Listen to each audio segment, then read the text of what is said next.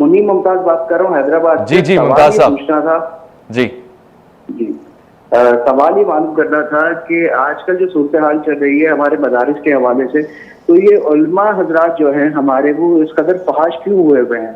وہ کہیں کسی لڑکے کے ساتھ کبھی مقابلہ کرتے ہوئے پکڑے جا رہے ہیں, کبھی کوئی جو وہ ہے فحاشی پہ مبنی ان کی ویڈیو باہر آ جاتی ہے. تو صحیح کہہ رہے ہیں اقبال کے بات قوم کی پختہ خیالی نہ رہی, بس کبھی نہ رہی, شعلہ مقالی نہ رہی, فلسفہ رہ گیا, تلقین غزالی نہ رہی. ٹھیک ہے, کوئی بات نہیں. اقبال کا اگلا شعر پڑھ لیں. آج بھی ہو جو ابراہیم کا ایمان پیدا, آنکھ کر سکتی ہے انداز گلستان پیدا.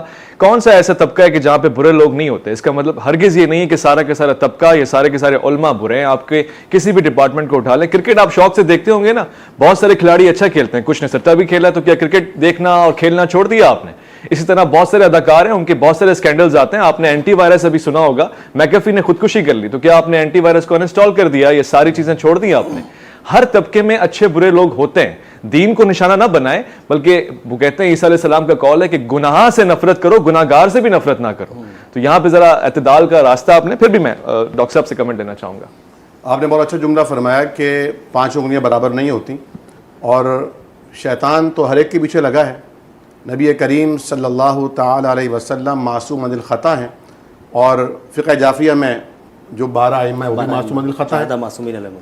لیکن ہمارے ہاں اہل سنت میں حضور کریم صلی اللہ علیہ وسلم معصوم عن الخطا ہیں, اس کے علاوہ ہر ایک خطا کا صدور ممکن ہے. اور اس اعتبار سے جو دین کے راستے پر چل رہا ہوتا ہے, کسی بزرگ نے کہا کہ دیکھو ڈاکو یا نقب زن وہیں نقب لگائے گا نا جہاں پر خزانہ ہوگا, وہ وہاں تو نہیں جائے گا جہاں جھونپڑا ہوگا. صحیح. تو عموماً ایک حافظ قرآن یا ایک قاری یا ایک عالم کے پیچھے 70 شیاطین لگے ہوتے ہیں. لیکن غلطی ہے, جرم ہے. اور یہ جرم تو اتنا بڑا جرم ہے کہ حضرت لوط علیہ السلام کی قوم سدوم صرف اس جرم کی پاداش میں ہلاک کر دی گئی تھی. اللہ اکبر. اس لیے نبی کریم صلی اللہ علیہ وسلم نے فرمایا ہے کہ یعنی فاعل اور مفعول دونوں کو قتل کیا جائے. اللہ اکبر. ہمارے ملک میں اصل مسئلہ یہ ہے کہ یہاں پر سزا کا اطلاق نہیں کیا جاتا. اگر فیئر ہو, فوری ہو اور حقیقت پر مبنی ہو, جی میں سمجھتا ہوں اگر سزا کا اطلاق کر دیا جائے نتائج اچھے آئیں گے.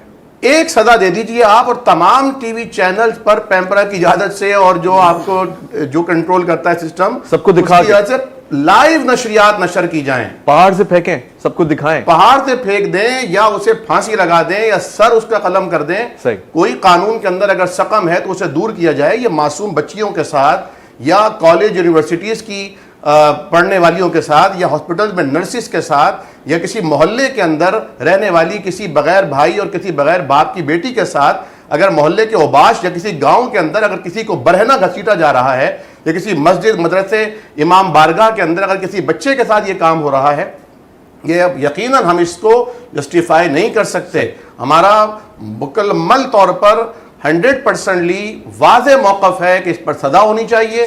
کوئی حمایت نہیں ہو سکتی, کسی قسم کی حمایت نہیں ہو سکتی.